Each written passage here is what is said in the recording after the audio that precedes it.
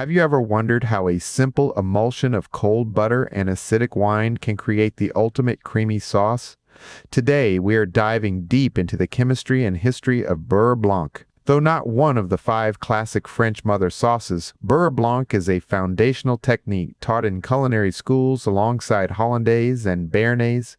The process begins by creating an infusion of white wine, vinegar, shallots, lemon, and bay leaves in a heavy saucepan simmered over medium heat for 5 to 8 minutes.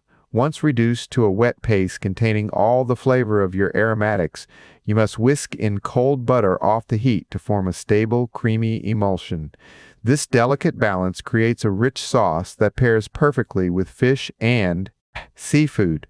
But if you need to hold it, set the pan in a larger bowl of warm water. Despite being made with only 3 main ingredients, this foolproof technique builds complex layers of flavor that elevate simple dishes like chicken or vegetables instantly.